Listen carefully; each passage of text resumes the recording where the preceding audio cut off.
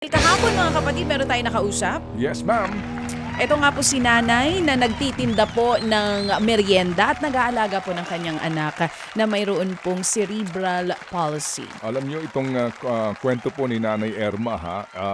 Erma Fe Improgo ng Fortich ano ho ito, no? Manolo Fortich Bukidnon. Meron po silang isang anak. Pero yung kanyang mister din, inaalagaan niya kasi may sakit din. Ano? Yung kanya pong anak ay 26 years old na. Nakunan siya nung kanyang pinagbubuntis po yung pangalawa nilang anak. At sa ngayon po, ang kanilang hamon ay paano aalagaan itong kanilang panganay na meron pong karamdaman na hindi po nakakabangon. Practically, ano ho ito handicapped. At sa ngayon po, sabi nga ni nanay, ito ho'y kanilang hinaharap na bagamat hamon sa kanila puding pananampalataya, hindi sila bumibitiw at patuloy din po mga kapatid sa kanila pong tungkulin, no? Dito po sa kanilang anak. Sige, meron po lamang tayong update dito sa kanyang kwento kahapon. Ang kanya pong kabuhayan, yung pagtitinda po ng mga merienda, yung pong kanyang paglalako ng mga snacks na ito, ang yun daw hong mga natitira dito, kanyang nilalagay sa refrigerator. But basically po, ito lang po yung kanyang pinakakakitaan. Kahapon po nag-ambag-ambagan si Happy Ninong, si Happy Daddy, si Happy K, Happy VG, Happy Dabawenyo. Kaya po umabot din ito with Happy Cusinera, si Happy 11. Umabot po ito ng 7,000 pesos. So ito ho ang mga videong padala po ni Nanay Erma bilang patunay po sa kanyang kwento kahapon. Panoorin po natin ito.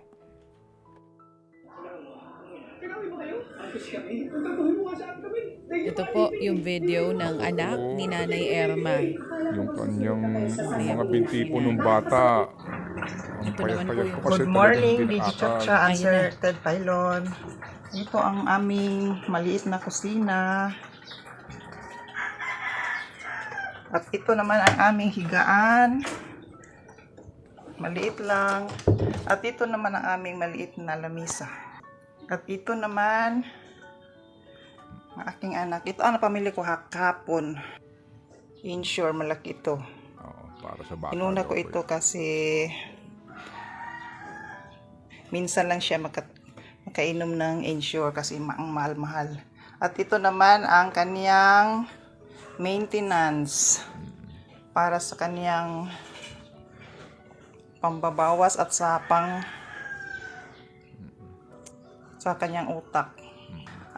At ito, nakabili rin ako ng para sa aking maliit na negosyo, pangluluto. At may natira pa akong 1,000 pesos. Pambili ko sana ito ng polybag catheter ito. Monthly ito, pinapalitan. Ako lang ang nagpapalit. Maraming salamat po sa lahat ng mga Happy Anonymous. Sana pagpalain pa kayo ng Diyos at marami pa kayong matulungan. Maraming salamat sa lahat ng staff ng Radyo 5. More power sa inyo. At salamat din kay Pastor Jeff sa lahat ng mga inspiring words araw-araw. Salamat po sa inyong lahat. And above all, salamat Panginoon sa lahat ng biyaya na natanggap namin. Salamat po, salamat. Amen. Yung tsura po ng kanyang anak ay ano ho, no? Dahil nga sa hindi ito nakakatayo, hindi nakagalaw, ano na lang ho, butot balat na lang ho ang kanyang mga binti, ang kanyang mga hita. And well, yung nga po, practically, ano ho siya, alagain, ano ho, itong kanyang panganay pong anak na si B-Boy. Napakalaking tulong po talaga nito, itong 7,000 na tinanggap po ni nanay dahil nga ito rin po ay malaking tulong para po sa kanyang kabuhayan. Sabi nga niya, buwan-buwan ito na kanyang gastusin. Hindi lang po para po kay B-Boy, kundi para din po sa kanyang mister na si Ferdinand na ngayon po ay meron ding iniinda na sakit sa kanyang puso. Nasa ating po linya ngayon muli si Nanay Erma Fe Improgo. Nanay Erma, maayong buntag ma'am. Yung buntag po, Sir Ted. Maing buntag, Ma'am DJ Chacha. Morning po. Oo. Morning, good morning. Erma, thank you ha. Opo. Salamat po. Erma, at tumugon ka doon sa amin lambing na magpadala ka ng patunay sa iyong kwento. Opo, Sir Ted. Opo. Nakita namin si B-Boy. Opo. Kasi Parang kasi yung mga iba na iwang na system. oo, yung iba kasi Putot balat na lang. oo nga, yung iba kasi na mayroong cerebral palsy, yung iba nakakapagsalita, 'di ba? May mga ganon din Opo, mga opo. pero Yeah, ito hindi po. Hindi. so 26 years old na siya ngayon. Opo, Sir Ted. 26. Last April 11. So magmula nang pinanganak siya hanggang ngayon hindi siya Ganyan na. Ganyan na, Sir Ted. Erma, paano niyo tinanggap ito ng mister mo? Tinanggap ng maluwag, Sir Ted. Kasi ganyan ang binigay ng Panginoon sa amin.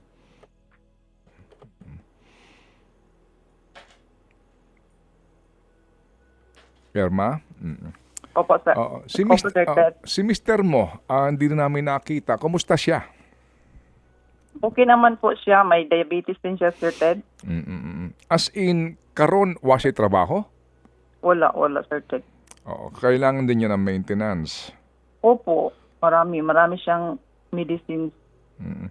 Mabut 8 pieces a day. magkano? 8 pieces, 8 tablets a day, yeah. 8 tablets a day. Opo. Kasi may heart enlargement din. At diabetic at may katarata din siya, Sir Ted. Ilang taon na si mister mo? 51 years old. Ikaw ay 54, no? Opo. Sa ngayon, tanging itong iyong pagluluto at pagtitinda, paglalako nito. May kunti rin akong concerted, mga frozen products, pero inuutang ko. Wala lang akong twisto lang sa bahay, mga kapitbahay lang, pero pakunti-kunti lang. Okay. Sige, ganito. Lang sa bahay. Ganito.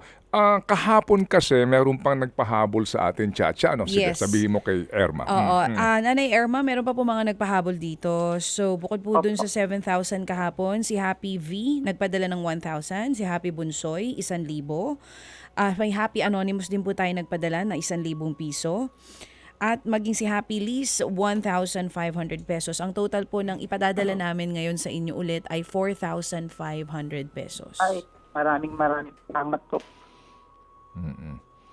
Opo. Nanay Erma? Opo, Sir Ted. Oo, sige. So, ganito, no? Isasarado na namin ito sa 6,000 pesos today. Ay, maraming salamat po, Sir Ted. Papa. Bibili ko sana ng polybag catheter. Wala dito sa amin, doon lang sa Cagayan de Oro, sa hospital, yung polybag catheter sa kanyang pagkain. Para sa bata, no? Opo, monthly yun. Gaano kalayo yung pupuntahan mo para bumili ka ng gamit ng bata? 1 hour, Sir Ted. 1 hour, magbus. Okay. Malapit lang dito. Okay, sige. So, Kung walang traffic. okay. Sige. So, Erma, ito nga, no, nag-ambag-ambag sila kasi nga din nakita nga nila itong katotohanan sa iyong sitwasyon. Kami lang, alam mo, Erma, humuhugot kami sa iyo ng inspirasyon, ha? Opo. Kasi hindi ko maisip, no, kung gaano kahirap yung sitwasyon mo. Hirap talaga, Sir Ted. Bawal ka magkasakit. Ganyan, Sir Ted. Palagi lang nagpe-pray. Kasi pag nagkasakit ka, sino mag-aalaga sa anak mo at sa mister mo? Mga Sir Ted. Tama. Hindi pwede magkasakit. Oo. Mahirap. Oo.